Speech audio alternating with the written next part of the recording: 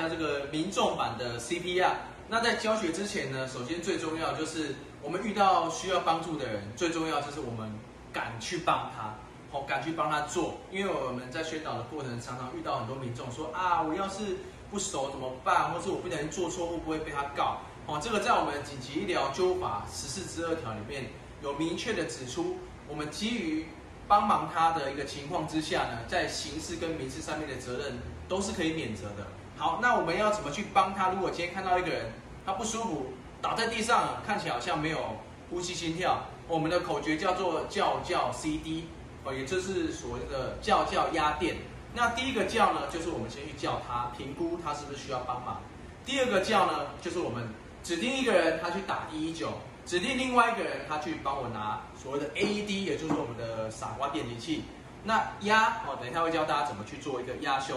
电的部分呢，就是这个傻瓜电击器，它会去评估需不需要帮这一个人做电击。所以我们的口诀很简单，叫 CD 或是叫压电。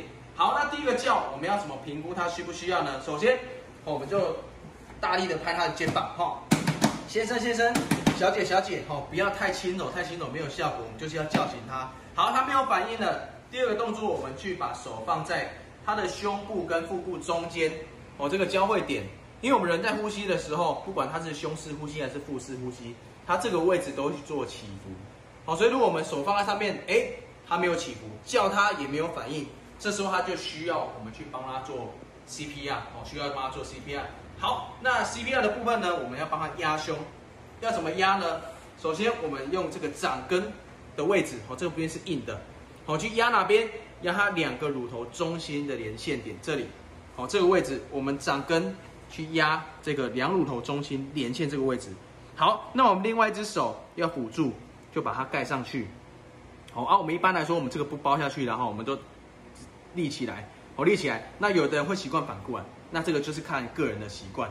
好，我们今天因为我是习惯用右手 ，OK， 我放在正确的位置，用掌根去压。那一般常见的一个错误，然后我们不要把重心放得太后面。我放太后面这样压，没有什么力气，没有什么力气。正确的是，我们把重心整个人移到他的上方。再做一次哦，我们把重心整个移到他的上方，用我上半身整个身体的力量去用力压，用力压。好，那至于要压多快，大概1分钟100到120下。所以速率上大致上我压是给大家看，然后那我边压会边数出来，1下、2下、3下、4下、5下、6下、7下、8下、9下、10下、11、12、13、14、15，大概是这个速率。那我会把这个速度数出来，它的1分钟大概就是在100到120下。好，那如果压的过程之中呢，我们的傻瓜电击器，我们的 AED 来了，我们就可以帮他去做一个使用。那里面基本上会有这2个东西，一个是它的本体，一个是贴片。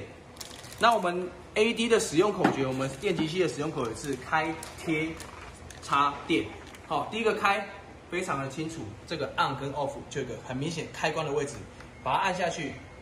第二个我们去做帮它贴贴片的动作。那这个贴片你也不用担心你没有用过，因为它上面的指示会非常的明确。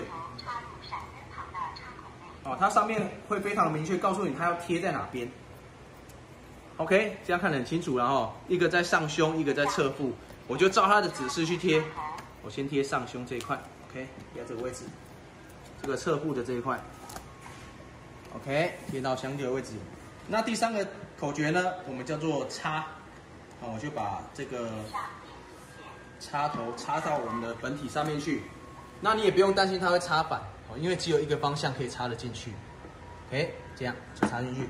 那这时候插进去的时候，它的机器就会去评估这个人他需不需要电击。如果需要的话，我们就不要碰到他不然我们会被电到。我们就按下这个电击钮。如果他说建议电击，那按下这个就按下去。如果不需要的话，我们就照刚刚的动作继续实施压胸。那我们要一直压到什么时候呢？我们要一直压到他这人他恢复意识，他醒过来了，或是第2个消防人员或是119的救护车抵达现场，有专业的救护人员去跟你做交接的时候，我们就可以去停下来。